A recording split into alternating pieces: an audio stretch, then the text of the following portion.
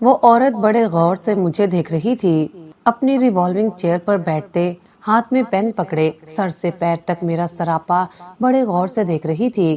پتہ نہیں کیوں مجھے کچھ الجھن محسوس ہوئی تھی۔ پھر اس نے گہری سانس لی، کہنے لگی، محترمہ آپ کی تعلیم بہت کم ہے، میرے آفس میں اتنی کم تعلیم یافتہ اور نا تجربے کار لڑکی کی کوئی جگہ نہیں۔ میری بے بسی کی آخری حد تھی کہ میں نے اس کے سامنے ہاتھ جوڑ دیے۔ میں نے کہا، دیکھیں میڈم، مجھے نوکری کی اشد ضرورت ہے، میں اس وقت بے حد مجبور ہوں۔ میری بات سن کر کہنے لگی، دیکھو میرے آفس میں ایسی کوئی بھی جگہ نہیں ہے، اس لیے تم جا سکتی ہو۔ ہاں، ریسپشنز پر اپنا نمبر دے جانا، اگر تمہارے لائق کوئی بھی کام ہوا تو میں تمہیں انفارم کر دوں گی۔ میں بڑی مایوس ہو کر واپس لوٹی تھی۔ ایک بہت بڑی فرم تھی جہاں کی وہ عورت مالک تھی۔ میں جیسے جیسے بس اسٹاپ کی طرف بڑھ رہی تھی میرے آنسو متواتر گر رہے تھے۔ بے بسی، مجبوری کیا ہوتی ہے اس وقت مجھ سے بہتر کوئی نہیں جان سکتا تھا۔ بابا کے انتقال کو 1 ہفتہ ہو گیا تھا، والدہ بیمار تھی، گھر میں 2 دن سے فاقے ہو رہے تھے۔ میری عمر 18 سال کی بھی نہیں ہوئی تھی اور میں انٹر تک ہی تعلیم حاصل کر پائی تھی۔ اتنی کم تعلیم پر مجھے کہاں اچھی جاب مل سکتی تھی۔ اگر میں کسی اسکول میں پڑھاتی تو 5-6 ہزار ہاتھ میں آتے۔ اس میں میرا اور میری والدہ کا گزر بسر بہت مشکل تھا۔ اب تو اسکول والے بھی گریجویشن کی ڈیمانڈ کرتے ہیں، اور وہ تو پھر ایک بہت بڑی فرم تھی۔ میری دوست نے کہا تھا کہ وہاں کی آنر خاتون بڑی رحم دل ہے، ہو سکتا ہے تمہیں چھوٹی موٹی نوکری پہ رکھ لے اور تنخواہ اچھی دے دے۔ اس لیے ایک بار قسمت ضرور آزمانا، اور میں قسمت آزمانے ہی گئی تھی، لیکن مایوس ہو کر لوٹی تھی۔ جب گھر پر آئی تو پھر والدہ صحن میں ہی چارپائی پر لیٹی ہائے ہائے کر رہی تھی۔ مجھے دیکھ کر کہنے لگی، کیا ہوا ایمن، نوکری ملی؟ میں نے نفی میں سر ہلایا تو ان کا چہرہ بجھ سا گیا تھا۔ میں نے کہا، یہ امیر لوگ کہاں غریبوں کی مجبوریاں سمجھ سکتے ہیں۔ میں سوچ رہی ہوں کہ اسکول میں ہی نوکری کر لیتی ہوں، کچھ بچوں کو ٹیوشن پڑھا لوں گی۔ میری والدہ کہنے لگی، اتنے غریب محلے میں کہاں تمہیں فیس اچھی ملے گی؟ میں نے کہا کہ ہوم ٹیوشن میں اچھے پیسے آ جاتے ہیں، میں ایسا کرتی ہوں، کل ہی بنگلوں کی طرف نوکری تلاش کرنے کے لیے چلی جاتی ہوں، چھوٹے بچوں کو ٹیوشن پڑھا دوں گی یا کیئر ٹیکر کا کام کر لوں گی، کچھ بھی کر لوں گی۔ میری والدہ کہنے لگی، میری بیماری نے تو تمہیں پھر پریشان کر کے رکھ دیا، ورنہ میں بھی کچھ کپڑے سلائی کرتی تو ہم دونوں کا گزر بسر ہو جاتا۔ تمہارے والد کے انتقال نے تو ہماری زندگی کو یکدم بدل دیا۔ بہرحال میں اگلے ہی روز دوبارہ سے بنگلوں کی جانب چلی گئی، لیکن یہ بات عجیب سی ہوتی ہے کہ گھر گھر کا دروازہ کھٹکھٹا کر یہ پوچھو کہ آپ کو ہوم ٹیوٹر کی ضرورت ہے تو بتا دے، لیکن میں مجبور تھی۔ 2 دن کی خواری کے بعد بھی کہیں سے کوئی نوکری نہیں ملی تھی۔ اب تو محلے کے دکاندار نے ادھار دینا بھی چھوڑ دیا تھا۔ میں بڑی مشکل سے منت سماجت کر کے اس سے 1 کلو آٹا لائی تھی۔ سوچ رہی تھی کہ اگر میں روٹی نہ کھاؤں تو میری والدہ کھا لیں گی۔ گھر آئی تو آٹا گوندھ کر امی کو کھانا دیا۔ کھانا کیا دینا تھا، بس سوکھی روٹی ہی تو تھی، انہوں نے بھی چپ چاپ کھا لی۔ پھر اپنی دوائیاں کھانے کے بعد کہنے لگی، آج تو یہ بھی ختم ہو گئی ہیں۔ پھر کہہ کر لمبی سانس بھری۔ میں ابھی بھی پریشان تھی کہ اب کیا کروں، کس سے ادھار مانگوں۔ جب ہی میرے موبائل پر بیل بجی تھی، ایک ان نون نمبر تھا۔ میں نے فون اٹھایا تو ایک لڑکی کی آواز گونجی تھی۔ وہ کہنے لگی، میں جی ایس کمپنی سے بات کر رہی ہوں۔ میں نے کہا، ٹھیک ہے۔ کہنے لگی، ہماری آنر آپ سے بات کرنا چاہتی ہیں۔ میں خوش ہو گئی کہ شاید اس خاتون کے دل میں رحم آ گیا اور وہ مجھے کوئی چھوٹی موٹی نوکری دینا چاہتی ہوں۔ ایک بار میری اگر نوکری وہاں لگ جاتی تو کم از کم بھی میری تنخواہ 15 سے 20 ہزار ضرور ہوتی، جس سے میرے مسائل کافی حد تک حل ہو سکتے تھے۔ وہ خاتون کہنے لگی کہ ایسا کرو، میرے آفس آ جاؤ۔ میں نے کہا، جی ضرور۔ میں اپنا پرس لے کر آئی اور پیسے دیکھنے لگی، لیکن پرس خالی تھا۔ پھر اپنی دوست سے ادھار مانگ کر آفس پہنچی تھی۔ وہ عورت بھی شاید میری ہی منتظر تھی۔ مجھے کہنے لگی کہ تمہیں بچے سنبھالنے آتے ہیں؟ میں نے کہا کہ میرا کوئی چھوٹا بہن بھائی تو نہیں ہے، کبھی میں نے بچوں کو سنبھالا بھی نہیں ہے، لیکن سنبھال لوں گی۔ کہنے لگی، دیکھو آفس میں تو کوئی کام نہیں ہے، ہاں اگر گھر میں مجھے اپنے بچوں کے لیے ایک پڑھی لکھی لڑکی کی ضرورت ہے جو کہ انہیں سمجھا سکے، تمیز سے رکھ سکے، اس کے پیسے میں تمہیں اچھے دے سکتی ہوں۔ میں نے کہا مجھے منظور ہے، مجھے اس وقت نوکری کی اتنی ضرورت تھی کہ میں کچھ بھی کرنے کو تیار تھی۔ اگر وہ مجھے گھر پر جھاڑو پونچھے کا بھی کہتی تو شاید میں کر لیتی، محنت میں کوئی شرم نہیں ہوتی۔ بہرحال اس نے ایک پیپر پر اپنے گھر کا پتہ لکھ کر دیا، کہنے لگی کل سے آ جانا، تم صبح سے شام 7 بجے تک وہیں رہو گی، میرے بچے چھوٹے ہیں، انہیں ہوم ورک کروانا، کھانا پلانا، ان کے ساتھ کھیلنا، سب کچھ تمہیں کرنا پڑے گا۔ میں 7 بجے گھر جاتی ہوں اور 7 بجے تک تمہیں ڈیوٹی دینی پڑے گی۔ کسی دن میٹنگ بھی ہوتی ہے میری، مجھے دیر ہو گئی تب بھی تمہیں وہاں رکنا پڑے گا۔ میں نے کہا ٹھیک ہے، آپ فکر نہ کریں، لیکن اگر آپ کچھ ایڈوانس دے دیں تو یہ کہہ کر میں چپ ہو گئی۔ وہ کہنے لگی اچھا ٹھیک ہے۔ اس نے چیک کاٹ کر دیا، کہنے لگی یہ 20,000 ایڈوانس ہے اور مہینے کے آخر میں 15,000 دے دوں گی اور ہر مہینے 35,000۔ یہ سن کر میں خوش ہو گئی تھی، میں نہیں جانتی تھی کہ مشکلات تو میرے لیے اب شروع ہوں گی۔ اگلے روز مجھے صبح 7:30 بجے اس عورت کے گھر پہنچنا تھا۔ میں پورے 7:30 بجے اس کے بنگلے کے دروازے کے باہر کھڑی تھی۔ چوکیدار نے میرا نام پوچھا اور مجھے اندر آنے دیا، کہنے لگا بیگم صاحبہ اندر ہیں۔ میں اندر آ گئی۔ وہ خاتون سامنے ہی لاؤنج کے صوفے پر بیٹھی تھی، تیار تھی، کچھ ہی دیر میں اس نے آفس کے لیے نکلنا تھا۔ مجھے دیکھ کر کہنے لگی آؤ آؤ، مجھے تمہارا ہی انتظار تھا۔ اس نے سامنے صوفے کی طرف اشارہ کیا، میں وہاں بیٹھ گئی۔ پھر اس نے ایک پیپر سامنے رکھا، ٹیبل سے اٹھایا اور میری طرف بڑھا دیا۔ وہ کہنے لگی یہ اچھی طرح سے پڑھ لینا، اس میں میرا بچہ کیا کھاتا ہے، کیا نہیں کھاتا، کیا چیز اس کے لیے نقصان دہ ہے، کیا نہیں ہے، سب کچھ لکھا ہے۔ بچوں کا کھانا تم خود بناؤ گی اپنے ہاتھوں سے، کیونکہ میں میڈ سے کھانا نہیں بنواتی۔ تم لڑکی کافی خوبصورت ہو اور صاف ستھری بھی رہتی ہو، اس لیے میرے بچے کے ساتھ بھی صفائی کا خاص خیال رکھنا ہے۔ میں نے کہا آپ کو شکایت کا موقع نہیں ملے گا۔ کہنے لگی کہ مجھے بس یہی کہنا تھا۔ پھر اس نے اپنی ملازمہ سے کہا کہ ناشتہ لگاؤ اور صاحب کو بولو جلدی کریں، ہم لوگ لیٹ ہو رہے ہیں۔ وہ عورت سامنے ڈائننگ ٹیبل پر بیٹھ گئی، کچھ مجھ سے کہنے لگی کہ آؤ ناشتہ کرو۔ میں نے کہا نہیں جی میڈم، میں کر کے آئی ہوں۔ تو وہ کہنے لگی کوئی بات نہیں، چائے کا ایک کپ پی لو۔ میں ٹیبل کی کرسی کھینچ کر بیٹھ گئی۔ کچھ ہی دیر میں ایک شخص سیڑھیاں اتر کر نیچے آیا۔ وہ کافی خوش شکل تھا، پینٹ کوٹ پہنا ہوا تھا، اپنے ہاتھ میں پہنی گھڑی کو بند کر رہا تھا۔ اس کی عمر 30 سال سے اوپر کی نہیں تھی، حالانکہ وہ خاتون 40 سے اوپر کی لگ رہی تھی، شاید 45 سال کی۔ میں سمجھی شاید اس خاتون کا بھائی ہے یا دیور ہے۔ وہ اس خاتون کے برابر والی کرسی پر بیٹھ گیا تو وہ کہنے لگی نائل، یہ میں نے بچوں کے لیے میڈ رکھی ہے۔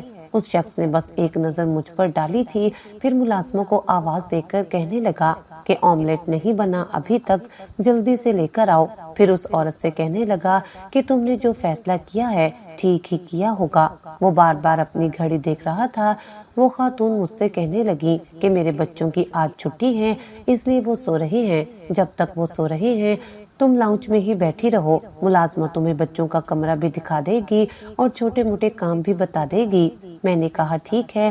میں نے بمشکل ہی چائے کا کپ ختم کیا اور اٹھ گئی۔ وہ دونوں ناشتہ کر کے جا چکے تھے۔ ملازموں کی بات چیت سے مجھے پتا چلا کہ وہ دونوں میاں بیوی ہیں۔ یہ سن کر مجھے کچھ حیرت بھی ہوئی تھی، کیونکہ وہ خاتون اپنے شوہر سے 10-15 سال بڑی تھی۔ بہرحال ایسا ہوتا ہوگا، میں نے اس بات پر زیادہ توجہ نہیں دی تھی، یہ ان کی اپنی ذاتی زندگی تھی۔ ملازم نے مجھے بچوں کا کمرہ دکھا دیا اور اتنی دیر میں بچے بھی اٹھ گئے تھے۔ مجھے ملازمہ نے کہا دیکھو، اگر بچوں کا دل تمہارے ساتھ لگ گیا ہے تب تو تمہاری نوکری پکی ہے، لیکن اگر ان بچوں نے تمہیں ریجیکٹ کر دیا تو سمجھو میڈم تمہیں نکال دیں گی۔ یہ سن کر میں تھوڑا گھبرائی تھی۔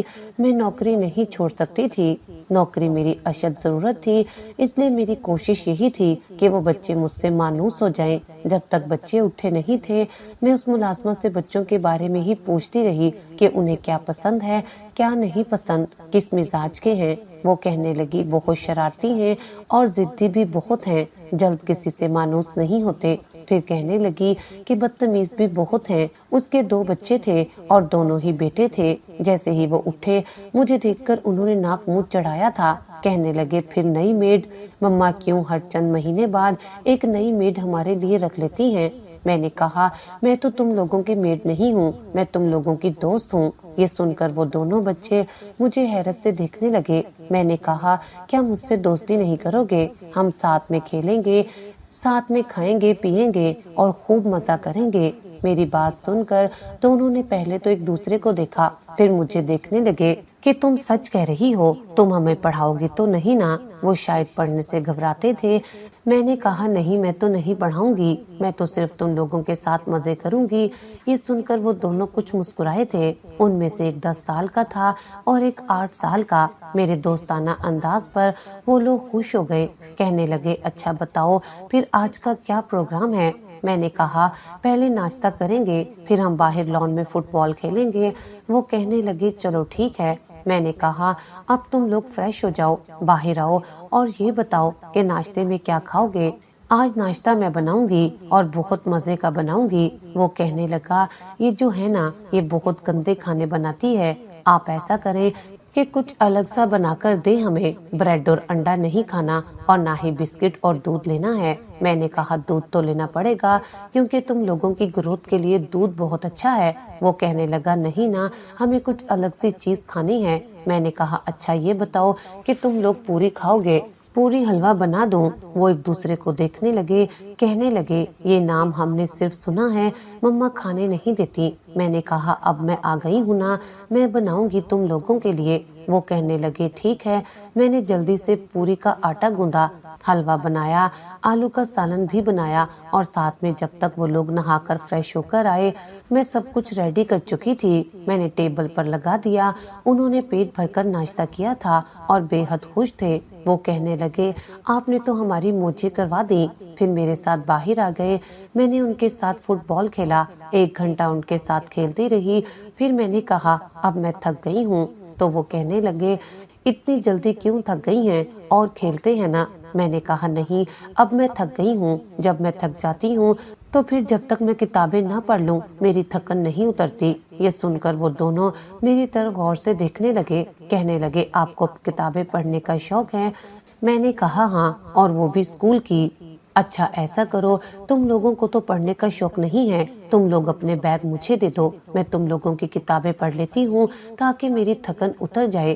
پتہ ہے کتابیں ہماری دوست ہوتی ہیں، آج اگر ہم ان کے ساتھ دل لگائیں گے، دوستی لگائیں گے تو کل کو یہ ہمیں اتنی کامیابی دیں گی کہ ہم لوگ سب کے لیے خاص ہو جائیں گے۔ چھوٹے والا بچہ کہنے لگا کہ قائد اعظم کی طرح سے خاص بنیں گے؟ میں نے کہا ہاں، قائد اعظم کی طرح سے، علامہ اقبال کی طرح سے، سر سید احمد خان کی طرح سے۔ بڑے والا بچہ کہنے لگا مجھے تو قائد اعظم کی طرح وکیل بننے کا شوق ہے، میں بھی بیرسٹر بنوں گا۔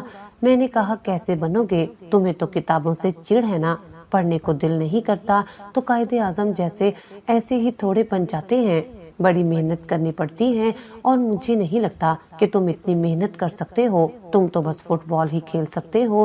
میں نے یہ کہا تھا تو اس نے اپنے ماتھے پر بر ڈال لیے اور کہنے لگا آپ ایسے کیسے کہہ سکتی ہیں؟ میں نے کہا دیکھو نا، تم لوگوں نے میری شکل دیکھ کر سمجھا کہ میں کوئی سخت گیر قسم کی ٹیچر ہوں جو تمہیں پڑھاؤں گی اور تم لوگ تنگ آ جاؤ گے، لیکن میں ایسی نہیں ہوں، میں تم لوگوں کو ایسے پڑھاؤں گی کہ تم لوگوں کو پڑھنے میں بھی مزہ آئے گا۔ بڑے بیٹے کا نام ارحم تھا اور چھوٹے کا نام فائز۔ فائز کہنے لگا مجھے تو بہت شوق ہے پڑھنے کا، یہ جو ارحم ہے نا یہی نخرے دکھاتا ہے۔ ارحم کہنے لگا بچوں اس بار میرا رزلٹ تمہارے رزلٹ سے اچھا آیا تھا، پڑھنے کا شوق ہے۔ وہ منہ ٹیڑھا کرتے ہوئے اپنے بھائی کی نقل اتارنے لگا۔ میں نے کہا اگر تم لوگ مجھے آدھے گھنٹے کے اندر اندر ایک چیپٹر کا ٹیسٹ دو گے اور اس میں تم لوگوں کے بہت اچھے نمبر آئیں گے تو میں شام کو تم لوگوں کو ایک بہت مزیدار قسم کا کھانا بنا کر دوں گی۔ وہ کہنے لگے کون سا کھانا؟ میں نے کہا جو تم لوگ کھانا چاہو۔ کہنے لگے اسپائسی قسم کی بریانی۔ میں نے کہا ڈن۔ ان لوگوں نے کھیل کھیل میں پڑھ بھی لیا تھا، ایک دوسرے سے اچھا پڑھنے کے چکر میں ٹیسٹ بھی بہت اچھے دیے تھے۔ 2 گھنٹے کے اندر اندر میں ان کا ہوم ورک بھی کمپلیٹ کروا چکی تھی۔ پھر میں کچن میں چلی گئی اور ان کو یہ کہا کہ اب تھوڑی دیر کارٹون دیکھ لیں، تب تک میں بریانی بناتی ہوں۔ میں نے کافی مزیدار قسم کی بریانی بنائی تھی، لیکن جیسے ہی وہ لوگ بریانی کھانے لگے میڈم آ چکی تھی۔ اور ان کا ہسبینڈ بھی وہ نوجوان اس کا شوہر تھا۔ یہ بات بھی مجھے ملازمہ سے پتہ چلی تھی۔ جیسے ہی بچوں کو بریانی کھاتے دیکھا تو میڈم چلانے لگی اور کہنے لگی یہ کیا کھا رہے ہو تم لوگ، کتنی بار تم لوگوں کو منع کیا ہے کہ یہ سب نہیں کھانا۔ یہ سن کر میں بری طرح سے گھبرائی تھی۔ وہ دونوں ضد کرنے لگے اور کہنے لگے موم ہم یہی کھائیں گے، آپ گندی ہیں، ہماری فرینڈ اچھی ہے، اس نے ہمارے لیے بہت مزے کی بریانی بنائی ہے اور ہم بریانی کھائیں گے۔ یہ سننا تھا کہ اس نے پلیٹ اٹھائی اور ملازمہ پر چلانے لگی۔ ملازمہ بہت گھبرائی ہوئی تھی۔ وہ کہنے لگی تمہیں پتہ ہے نا ان کے لیے مرچیں زہر ہیں، انہیں کتنا نقصان پہنچا سکتی ہیں، لے جاؤ بریانی یہاں سے۔ پھر مجھے غصے سے دیکھنے لگی، میں ڈر گئی تھی۔ وہ کہنے لگی تمہیں میں نے لسٹ دی تھی نا، کیا تم نے پڑھی نہیں ابھی تک؟ میں نے واقعی وہ لسٹ نہیں پڑھی تھی۔ میں نے کہا آئی ایم سوری میم، میں بچوں میں لگ گئی تھی۔ وہ کہنے لگی ایسے کیسے لگ گئی تھی، تمہیں میں نے کس لیے رکھا ہے؟ میرے بچے تیز اسپائسی نہیں کھا سکتے، انہیں الٹی ہونے لگتی ہے، ان کی طبیعت خراب ہونے لگتی ہے۔ تمہیں ذرا بھی احساس ہے اس بات کا کہ اگر وہ بریانی کھا لیتے تو ان کا کیا حال ہوتا؟ میں چپ چاپ کسی مجرم کی طرح کھڑی اس کی باتیں سنتی رہی۔ اگر میرے پاس نوکریوں کی کمی نہیں ہوتی تو یقیناً میں یہ کام چھوڑ کر جا چکی ہوتی۔ اس نے مجھے بہت برا بھلا کہا، مجھے بہت ذلیل کیا۔ شاید میری غلطی بھی تھی، پر میں بہت ڈر رہی تھی کہیں بچے یہ نہ بتا دیں کہ صبح میں نے انہیں حلوہ پوری کھلائی ہے۔ وہ بچے رو رہے تھے، بریانی کھانے کی ضد کر رہے تھے۔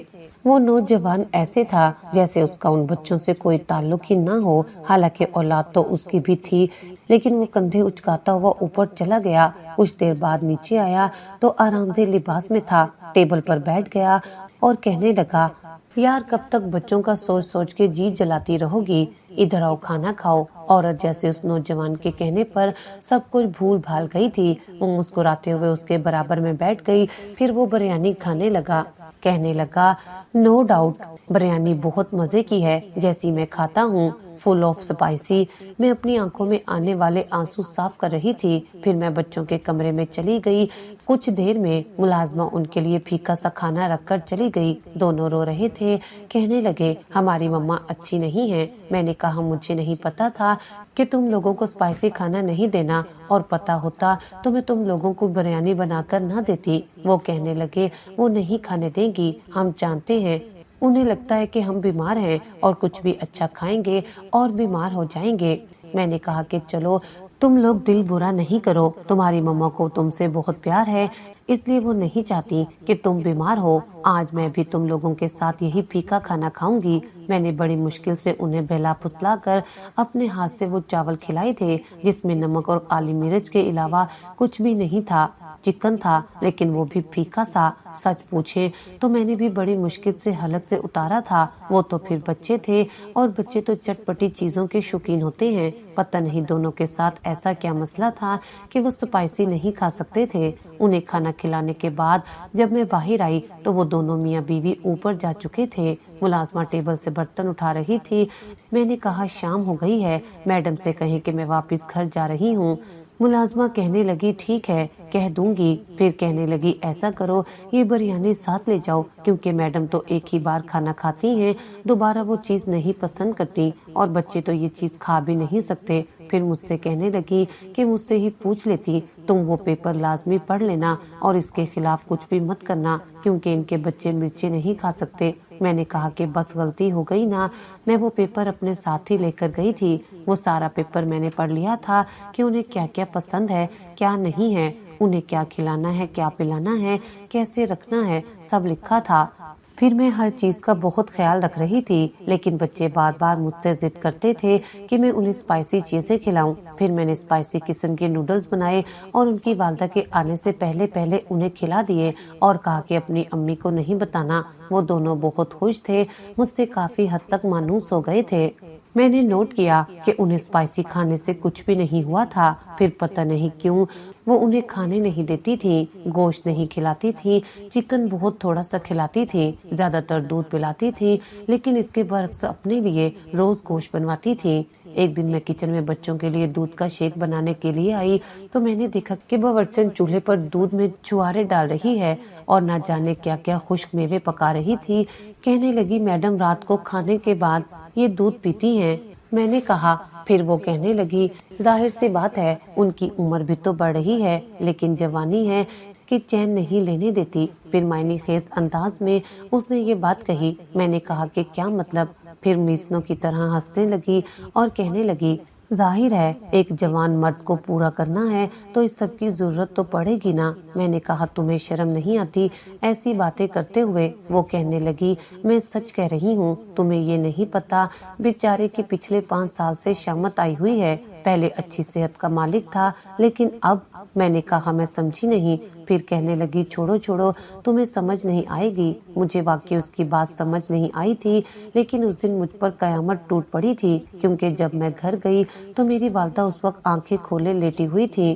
میں نے انہیں ہلایا، چلائی اماں آپ کو کیا ہوا ہے؟ کیوں بیٹھی ہیں؟ کھانا کھایا آپ نے؟ لیکن اماں نے کوئی جواب نہیں دیا، نہ ہی وہ ہل جل رہی تھی۔ یہ دیکھ کر میری جان نکلی تھی۔ میں فٹافٹ سے پڑوسن عورت کو بلا کر لے آئی تھی۔ جب اس نے میری والدہ کی حالت دیکھی تو کہنے لگی صبر کرو بیٹا کیونکہ تمہاری والدہ انتقال کر چکی ہیں۔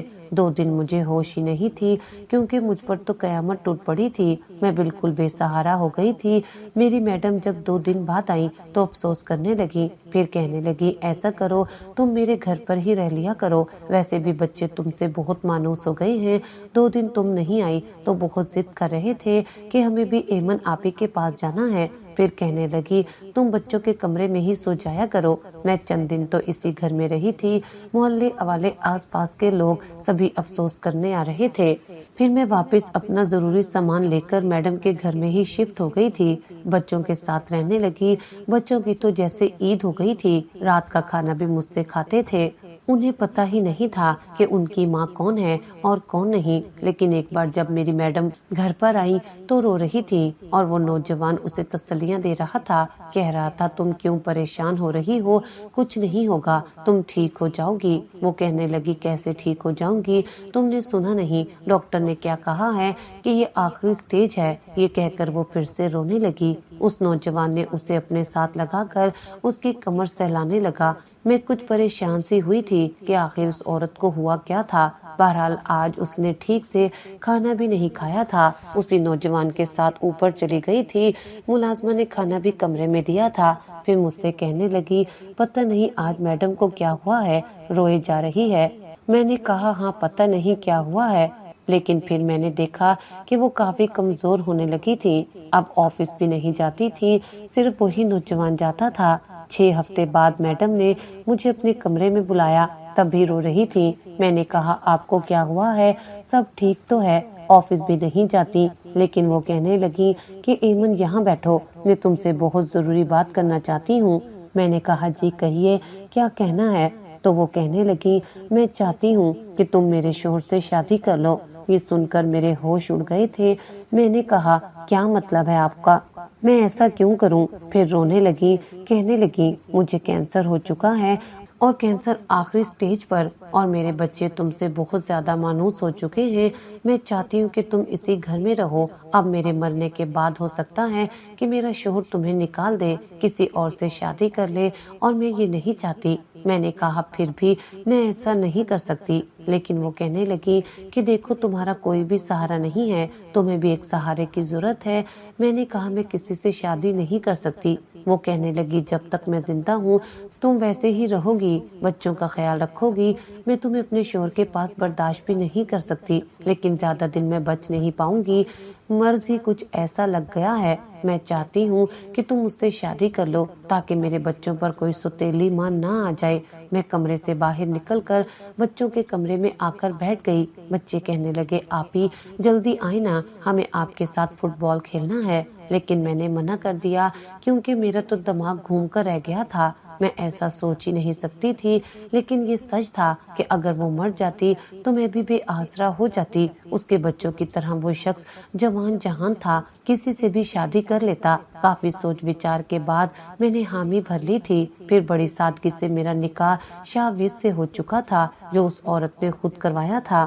लेकिन फिर भी मैं बच्चों के साथ थी। आज तक मैंने उस जवान को कभी आंख भर कर नहीं देखा था, इसलिए एक घर में ही रहते हुए बड़ी मुश्किल में आ चुकी थी, क्योंकि आमना सामना होता रहता था।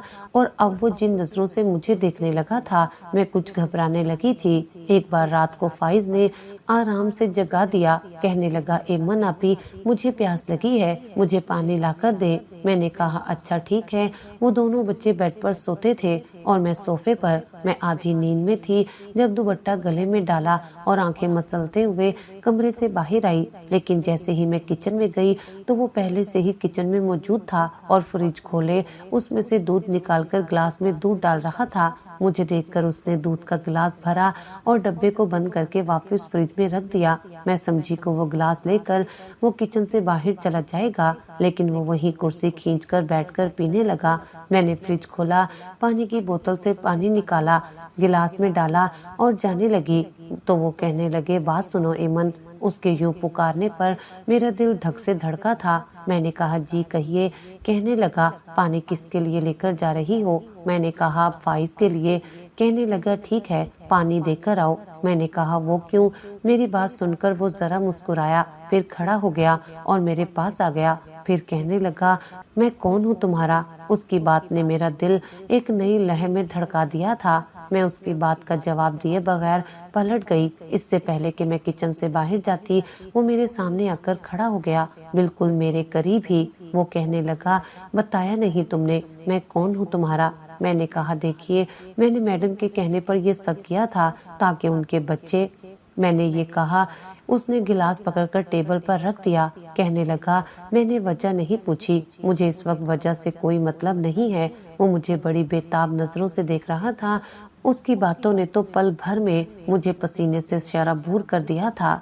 मैं घबरा गई थी कि उसी वक्त किचन में अरहम आ गया और कहने लगा, एमन आपी, मैंने आपसे पानी लाने को कहा था, आप यहाँ पर इनसे बातें करने लगी हैं। मैंने जल्दी से टेबल से गिलास पानी का पकड़ा और अरहम को पकड़ा दिया। वो पानी का गिलास लेकर किचन से बाहर चला गया। मैं भी उसके पीछे जाने लगी जब मेरी कलाई शाहवेज ने पकड़ी थी और अपनी जानिब खींचा था। वो कहने लगा, तुम कहाँ जा रही हो? प्लीज मेरा हाथ छोड़े। वो मुझे बड़े गौर से देख रहा था। कहने लगा, बहुत खूबसूरत हो, जब से निकाह हुआ है कम वक्त नींद नहीं आ रही। जब आंखें बंद करता हूँ तो तुम्हारा चेहरा सामने आ जाता है। वो बुढ़ी मुझे अच्छी भी नहीं लगती। दिल तो चाहता है कि उसे पीछे धक्का दे दूं। मैं सोच भी नहीं सकती थी कि शाहवेज अपनी बीवी के बारे में ऐसा भी कह सकता है। पहले तो बड़ी मोहब्बत जताता था और सबके सामने उसके आगे पीछे घूमता था। ये मर्द जात शायद होती ही ऐसी है। एक खूबसूरत जवान लड़की को देखकर उसका दिल ललचा रहा था। मैंने कहा, मेरा हाथ छोड़े, मुझे मैडम ने सिर्फ निकाह का कहा था, वो भी इसलिए ताकि उनके बच्चे किसी सौतेली माँ के आसरे में न पले। वो कहने लगा, कौन से बच्चे हैं, कौन सी सौतेली? मैंने कहा, आपके बच्चे। वो हंसने लगा, फिर मुझे अपने बेहद करीब कर लिया। कहने लगा, तुम्हें लगता है कि इतने बड़े बड़े बच्चे मेरे हो सकते हैं? तुम जानती हो मेरी उम्र क्या है? मैं सिर्फ 25 साल का हूँ। ये सुनकर मैंने हैरत से उसे देखा था। देखने में वो डील डोल से 30 साल का लगता था। कहने लगा, ऐसे क्या देख रही हो? तुम्हें लगता है कि मैं झूठ बोल रहा हूँ? मैंने कहा, मेरा हाथ छोड़े, मुझे कुछ नहीं पता। फिर उसने मेरा हाथ छोड़ दिया। मैं जल्दी से बच्चों के कमरे में आ गई थी और मैंने दरवाजा बंद कर दिया। फिर लंबे लंबे सांस लेने लगी। चंद मिनट की रफाकत ने मेरे अंदर ऊधम मचा दिया था। मेरे हाथ कप कपा रहे थे, धड़कन बहुत तेज चल रही थी। एक सनसनी सी मेरी रीढ़ की हड्डी में से गुजर रही थी। मैं झरझरी लेकर रह गई थी। वापस सोफे पर आकर लेट गई। दोनों बच्चे सो रहे थे। सुबह जब मैंने नाश्ता बनाकर रखा तो बच्चे भी स्कूल के लिए तैयार थे। मैडम की आंखें सूजी हुई थी, तबीयत भी काफी खराब लग रही थी। शाहवेज उन्हें कुर्सी पर बिठा रहा था और दाएं जानिब वाली कुर्सी पर खुद बैठ गया। जैसे ही बच्चे नाश्ता करके स्कूल गए, मैं किचन में जाकर नाश्ता करने लगी तो मैडम ने कहा कि एमन इधर आओ, यहाँ बैठकर नाश्ता कर लो। उसने अपने सामने वाली कुर्सी की तरफ इशारा किया था। ये शाहवेज के बाईं जानिब रखी थी। मैं घबराते हुए वहाँ बैठी थी। शाहवेज ने एक कप में चाय डाली और चाय का कप मैडम की तरफ रख दिया। कहने लगा, तुम क्यों टेंशन ले रही हो? अब बच्चे से अच्छे डॉक्टर को दिखाएंगे। मायूस होना कुफर है, तुम ठीक हो जाओगी, तुम्हें कुछ नहीं होगा। खाना पीना क्यों छोड़ रखा है तुमने? देखो, तुम कुछ नहीं खाती तो मुझे भी अच्छा नहीं लगता, भूख ही नहीं लगती, मेरी खातिर एक कप चाय ही पी लो। वो तो ऐसे मोहब्बत जता रहा था, अजीब शख्स था, मैं उससे समझ नहीं पा रही थी। मैडम कहने लगी, तुम्हारी मोहब्बत ही की वजह से तुम्हें छोड़कर जाने को दिल नहीं चाहता। उसकी आंखों से आंसू बहने लगे। शावेज ने अपने हाथों से उसके आंसू साफ किए, फिर कहने लगा, नाश्ता करो। फिर मुझे कहने लगा, स्लाइस पर मक्खन लगाकर दो ना, तुम्हें नजर नहीं आता कितनी कमजोर हो गई है शगुफ्ता। मैंने जल्दी से ब्रेड का स्लाइस पकड़ा और मक्खन लगाने लगी। अचानक किसी के पैर का अंगूठा मेरे पैर से होते हुए ऊपर की जानिब मूव कर रहा था। मुझे लगा जैसे किसी ने मेरी जान निकाल ली हो। अचानक मेरी नजर शाहवेज पर पड़ी थी, जो मायने खेज नजरों से मुझे देख रहा था, मुस्कुरा रहा था और अपने पैर की उंगलियां मेरे पैर पर और पैर से कुछ ऊपरी हिस्से पर फेर रहा था। मैंने फौरन से अपना पाँव पीछे कर लिया, फिर मुझे देखकर अपने होठों को काटने लगा। उसकी नजरों में इतनी तेजी थी कि उसकी नजर मुझे बुरी तरह से चुभ रही थी। लग रहा था पूरे बदन में चूंटियां सी फिर रही हैं। बड़ी मुश्किल से मैंने स्लाइस पर मक्खन लगाया और मैडम के सामने रख दिया और टेबल से उठकर खड़ी हो गई। मैडम कहने लगी, तुम कहाँ जा रही हो? नाश्ता करो, बैठो यहाँ पर। मैंने कहा, नहीं, मुझे अभी भूख नहीं है, मैं बाद में कर लूंगी। छोड़ो इसे, अपनी फिक्र किया करो तुमने ही तो मुझे मजबूर किया था, लेकिन मैं इस लड़की से निकाह करूं, वरना मैं तुम्हारी मोहब्बत में सारी जिंदगी गुजार सकता हूं। खामख्वाही तुमने इस झमेले में मुझे डाला है। वो कहने लगी कि मेरे बच्चों का सवाल है, अब मैं जानती हूँ कि मेरे बच्चों का बहुत ख्याल रखेगी। मैं किचन में आ गई, बावर्चन खाना बना रही थी। कहने लगी, नाश्ता कर लिया तुमने? तो जरा ये खाना देख लो, मैं भी कुछ नाश्ता कर लूं। मैंने कहा, हाँ ठीक है। उस शख्स की उस हरकत ने तो जैसे मेरी भूख मिटा दी थी। मैं खाना बनाने लगी। बावर्चन बड़ी तसल्ली से वहीं जमीन पर बैठी खाना खा रही थी, साथ में मुझसे बातें कर रही थी, पर मैं उसकी बातें गायब दिमागी से सुन रही थी। 3 रात तक मैं शावेज की नजरों से कतराती रही। जहाँ वो होता मैं वहाँ से उस जगह से चली जाती। रात में बच्चों के कमरे में सोफे पर सो रही थी जब मुझे ये लगा जैसे किसी ने मेरे मुंह पर हाथ रखा है। मैं फौरन से उठ गई। जैसे ही आंखें खोली तो अंधेरे में एक काला साया मुझे अपने बहुत करीब नजर आया।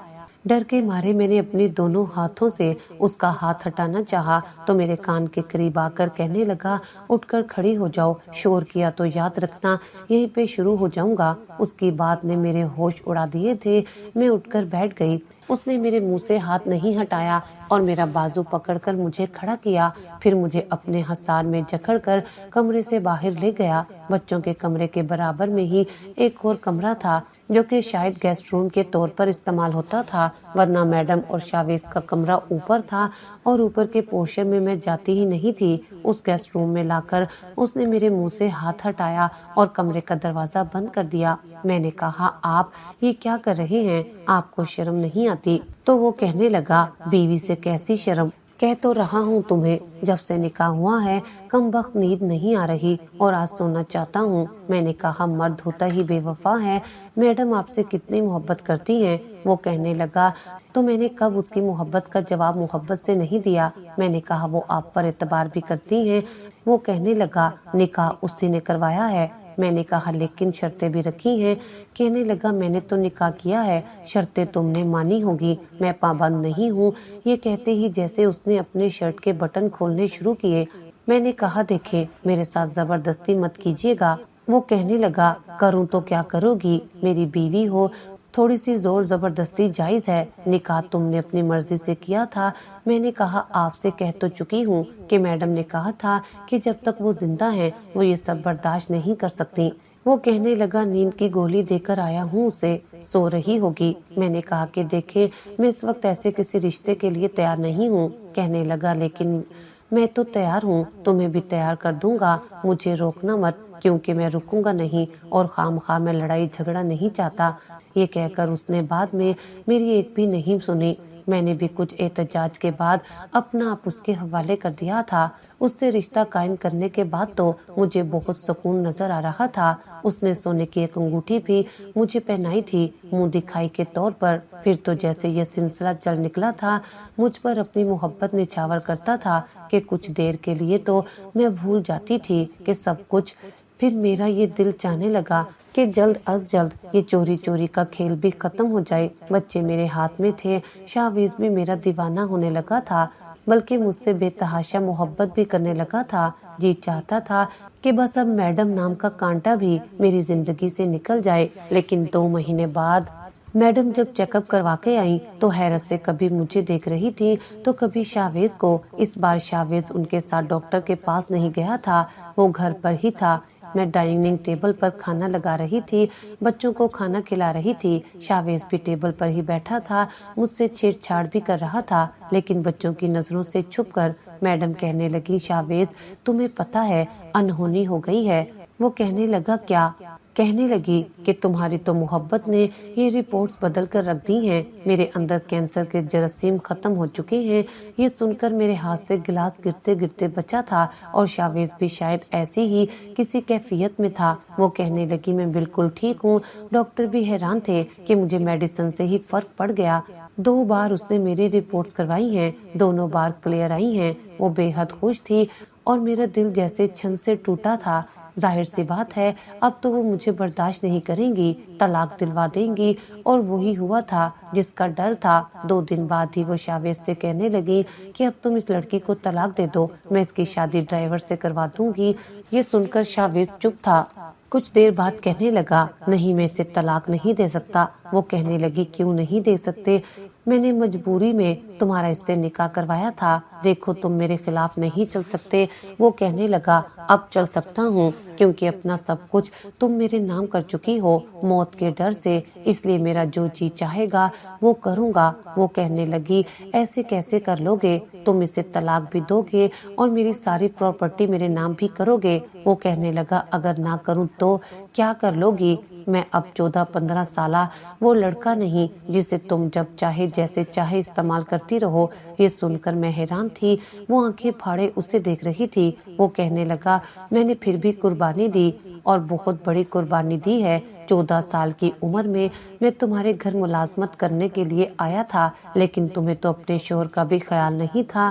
اس سے چوری چھپے تم میرے ساتھ گناہ کرتی تھی، اور اس کے مرنے کے بعد تم نے نکاح کر لیا، کیونکہ میری ماں بیمار تھی اور علاج کے لیے مجھے پیسے چاہیے تھے، اور تم نے شرط رکھ دی تھی۔ تب سے اب تک تم اپنی منمانی میرے ساتھ کرتی آئی ہو۔ ذرا سی بیماری کی خبر کیا ملی تمہیں؟ موت کا خوف کیا آیا؟ تم رونے دھونے لگ گئی، مجھ سے معافیاں مانگنے لگ گئی، اور اب چاہتی ہو کہ میں دوبارہ تمہارے ساتھ وہی قیدیوں والی زندگی گزاروں۔ میں نے کبھی تم سے محبت نہیں کی تھی، صرف دکھائی تھی، کیونکہ تم چاہتی تھی۔ دیکھو میں ایمن کو کبھی نہیں چھوڑ سکتا، وہ میری کاغذی بیوی نہیں ہے، اور نہ ہی میں نے کوئی شرط مان کر اس سے شادی کی۔ وہ میری بیوی ہے اور ویسی ہی ہے جیسی بیوی ہوتی ہے۔ یہ سن کر اس کے چہرے کی ہوائیاں اڑی تھیں۔